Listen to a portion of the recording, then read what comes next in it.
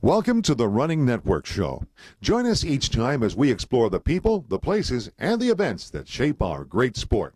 Hello, everyone. This is Gary Morgan with the Michigan Runner, and I am here with a very special person here at the RRCA convention, Chris McDougle, the author of Born to Run. Well, he gave a great speech here, and tell us a little bit about your experience when you went down to Mexico for that fantastic adventure of yours. Fantastic adventure. At the time, it seemed like a really scary, weird adventure, so I was glad to get in there, experience that race, and get back with my skin exactly where it's supposed to be. Yeah, it was pretty wild. I mean, I had never didn't know what to expect with the Copper Canyons. It's hard to believe that there's a wilderness that is that savage and wild, that close to the U.S. borders, and that's what you're going into when you get into that race. Now doing that race, was there aid stations? That's far away. Do they have aid stations, or how do they do that with a 50-mile race out in the wilderness? Well, that was the first year he really put on the race, so aid stations were pretty rough and tumble. There was one time at the end where I ran out of water, and one of the guys in the race was actually drinking his own urine at that point, which was a step that I was not willing to take. I'd rather lose the finisher's medal than have to fill my own cup from my own body. So was there any rivers around at all? Yeah, there were rivers. There was. One of the things I did was I filled up my water bottle from the river and dropped in an iodine tablet. But if you've ever drunk in water with an iodine tablet inside, it's like, not exactly, it ain't Gatorade. So, but you can do it. You can do it. Now, that year you ran it, how many competitors were there? There were 27, 20 Tarahumara and 7 Americans. Okay. Yeah. And that was the same year that Scott Jurek did the race, right?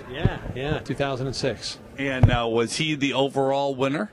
Dude, I just wrote a book that I'm trying to sell.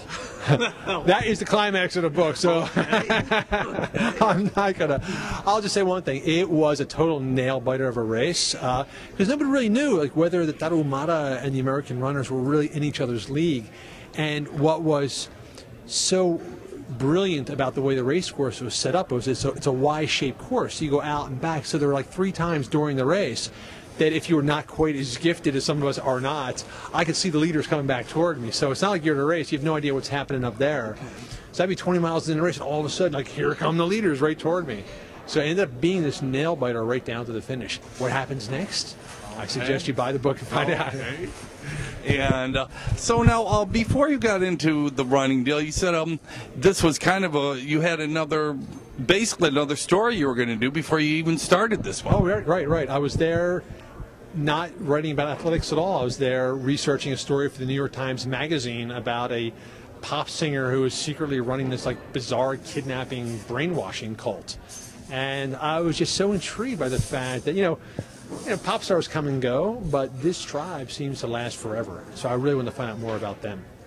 So now, since you've done that and you've done the book and now you're doing the speaking, what else have you? I'm sure your career has totally changed. Are you still writing for the New York Times? Yeah, I just did an article for the New York Times Magazine about 6 months ago, looking at this lost drill from the 1870s called the 100 Up. And what I think is intriguing about this drill is that, now there's this whole conversation about running form. Is it this or is it that? Should you land on this part of your foot or the heel? And this one technique called the 100 Up, I think, teaches perfect running form. I think it's a foolproof way to learn how to run in a gentle, efficient manner. So I wrote that article back in November, and since then I've been basically trying to work exclusively on this next book.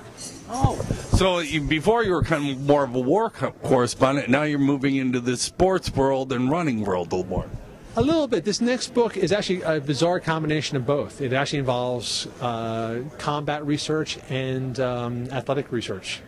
Well, probably the military department watching to help them out with all our veterans coming back and stuff like that. It's interesting, but I really think there is such a strong physiological and psychological benefit from exercise that, yeah, absolutely. If there is it's just a great idea. You just brought it up. It is a smart move if you can bring that benefit to people who've been through a difficult experience. It can only help.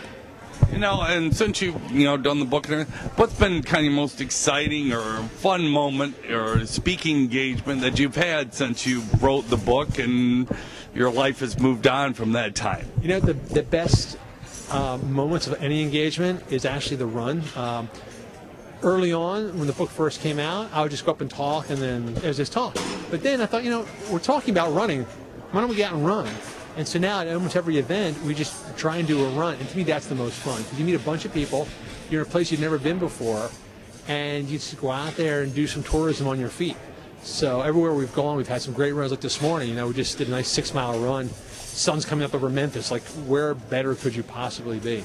And are these your running shoes when you go out running? Yeah, this is pretty much my go-tos now. These are made by Barefoot Ted. These are a pair of Luna sandals that Barefoot Ted created. And they're just great. They're excellent. Well, awesome. Well, hey, you're living what you preach, which is great. Yeah. And now have other people started to buy those and run in those? Yeah, I think Ted is doing really well with these because it's a nice design and the products are good. And a lot of people realize, you don't really need all that stuff. Like, go simple first. Add protection as you need it. So, yeah, I think he's doing pretty well with these.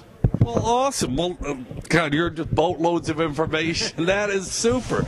Well, it's been great interviewing you. And any last words here for the running community? Just, guys, Michigan, run wild.